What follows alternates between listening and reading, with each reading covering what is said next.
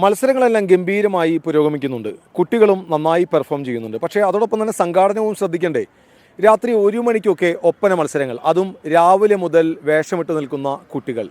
ചെറിയ ക്രൂരതയൊന്നുമല്ലല്ലോ. സംഘാടകരെ ശ്രദ്ധിക്കണ്ടേ?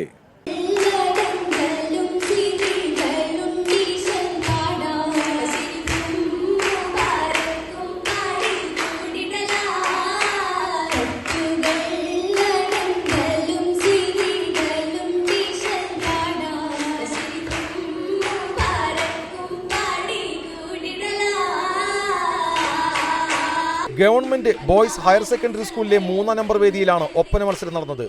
അസമയത്ത് നടന്ന മത്സരത്തിനിടയിൽ മത്സരാർത്ഥികൾ കുഴഞ്ഞു വീണു. പലരും ശ്വാസം കിട്ടാതെ പിടഞ്ഞു. സ്റ്റേജിൽ നിന്ന് കുട്ടികളുടെ കരച്ചിലുയർന്നു. ആംബുലൻസുകൾ കുട്ടികളുമായി ആശുപത്രിയിലേക്ക് പാഞ്ഞു.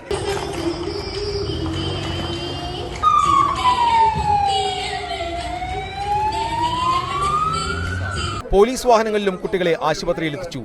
വൈദ്യസഹായം നൽകേണ്ട മെഡിക്കൽ സംഘം സ്ഥലത്തുണ്ടായിരുന്നില്ല. സംഘാടക സമിതിയുടെ പിഴവ് പറയാതിരിക്കാൻ കഴിയില്ല. വേദിയുടെ അസൗകര്യവും മത്സരാർത്ഥികളെ ബുദ്ധിമുട്ടിച്ചു. മുമ്പുള്ള മത്സരങ്ങൾ തുടങ്ങാൻ സമയം വൈകിയതാണ് ഒപ്പന മത്സരത്തെ പ്രതികൂലമായി ബാധിച്ചത്. വ്യാഴാഴ്ച ഉച്ചയ്ക്ക് 1 മണിക്ക് നടക്കേണ്ട UP വിഭാഗം ഒപ്പന മത്സരം ആരംഭിച്ചത് 5 മണിക്കാണ്. 3 മണിക്ക് നടക്കേണ്ട ഹൈസ്കൂൾ വിഭാഗം ഒപ്പന മത്സരം ആരംഭിച്ചതാകട്ടെ രാത്രി 9 മണിക്ക് ശേഷവും. ഇതോടെ ഒപ്പന മത്സരങ്ങൾ അവസാനിച്ചത് വെള്ളിയാഴ്ച പുലർച്ചെ 12:30-ന്. ഹൈസ്കൂൾ വിഭാഗത്തിലെ മത്സരാർത്ഥികളാണ് ഏറെ ദുരിതമനുഭവിച്ചത്. രാവിലെ മുതൽ മേക്കപ്പ് ചെയ്ത് ആടയാഭരണങ്ങൾ ധരിച്ച് കാത്തിരുന്ന കുട്ടികൾ രാത്രിയായപ്പോൾ തളർന്നു. അരപ്പട്ട ഉൾപ്പെടെയുള്ള ആഭരണങ്ങൾ വലിച്ചു മുറുക്കി കെട്ടിയതിനാൽ ശരിയായ രീതിയിൽ ശ്വാസം കിട്ടാത്തതാണ് കൂടുതൽ ബുദ്ധിമുട്ടിലാക്കിയത്. കൃത്യമായി വെള്ളവും ഭക്ഷണവും കഴിക്കാൻ പറ്റാത്തതും കുട്ടികളെ ക്ഷീണിപ്പിച്ചു.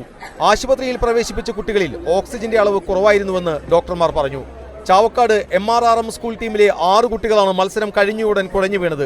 ഇവരെ കുന്നംകുളം താലൂക്ക് ആശുപത്രിയിൽ പ്രവേശിപ്പിച്ചു.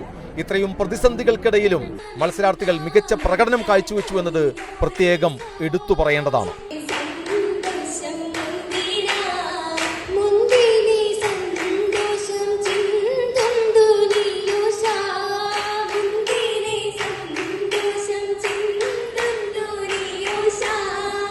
ഇപ്പോൾ സമയം വെള്ളിയാഴ്ച പുലർച്ചെ 2 മണിയാണ്.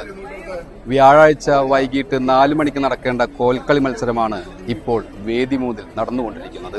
മത്സരങ്ങൾ കൃത്യമായ സമയത്ത് ആരംഭിക്കുവാനുള്ള സംവിധാനങ്ങൾ ഒരുക്കാൻ സംഘാടകർ തയ്യാറാകണം. അല്ലെങ്കിൽ ആഘോഷമായി നടത്തേണ്ട കലോത്സവങ്ങൾ ദുരിതത്തിൻ്റെയും ദുഃഖത്തിൻ്റെയും വേദിയായി മാറും. കുറ്റപ്പെടുത്തിയതല്ല, പോരായ്മകൾ ചൂണ്ടിക്കാണിച്ചതാണ്. ഇബ്രാഹിം പഴുവൂരിനോടൊപ്പം റഷീദ് എരുമപ്പെട്ടി.